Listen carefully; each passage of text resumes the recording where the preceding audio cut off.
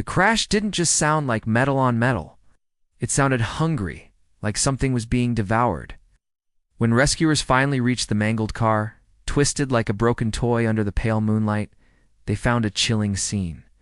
3 bodies were inside, all terribly burnt and broken from the impact. But the strange thing was, 4 seatbelts were buckled. 4. No one could explain the faint, persistent tapping coming from inside the shattered windows. It was a delicate sound, almost like fingernails scratching, desperate to get out. The first responders brushed it off as settling debris, the sounds of a cooling engine, anything but what it truly sounded like. That night, the wreck was towed to a storage yard.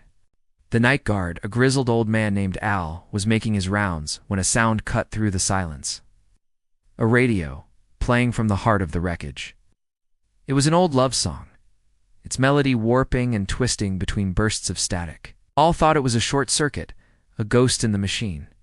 He cautiously approached, the beam of his flashlight cutting through the darkness. The music stopped abruptly the moment he opened the yard's main gate. Instead of music, the air was filled with a strange, cloying, smell-burnt perfume. He peered into the car, but saw nothing but shadows and broken glass. Shaken, he retreated to his booth, telling himself it was just his imagination playing tricks on him. But by morning, there was evidence that something had happened. The car's windows, once clear, except for the spiderweb of cracks, were now completely fogged over. And covering the inside of the glass were small, childlike handprints. It looked as if someone or something had been pressing against the windows all night, trying to see out, trying to get out. The investigators were baffled. There was no child reported missing, and the bodies had been removed hours before. A few days later, a mechanic was tasked with dismantling the vehicle for parts. As he worked, he noticed something that sent a shiver down his spine. One of the back seat belts, the one corresponding to the empty 4th seat, was pulled tight. It was strained, as if someone unseen was still sitting there, held firmly in place by the fabric.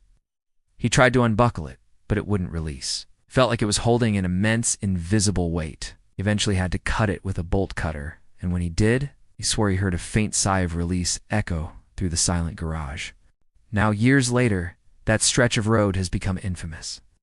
Drivers who travel it late at night report seeing a single pair of headlights appear suddenly in their rearview mirror, tailgating them with an unnerving intensity. The lights follow them, getting closer and closer, before vanishing without a trace right at the sharpest turn, the exact spot where the original crash happened.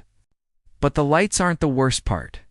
Seconds after they disappear, drivers hear the phantom echo of crunching metal, the screech of tires that aren't there, and then a voice. A whisper that seems to come from right inside their own car, from the back seat. It's a small, pleading voice that says, "Meow, blah, blah, blah, blah, blah, pus." They say the spirit of that 4th passenger never left the crash site.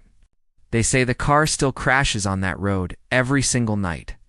Only this time, it's not an accident. This time, it chooses who to take with it, forever searching for a new passenger to fill that empty, waiting seat. If you enjoyed this chilling tale, don't forget to hit that like button, subscribe to the channel, and turn on notifications so you don't miss our next story. Thanks for watching, and drive safely.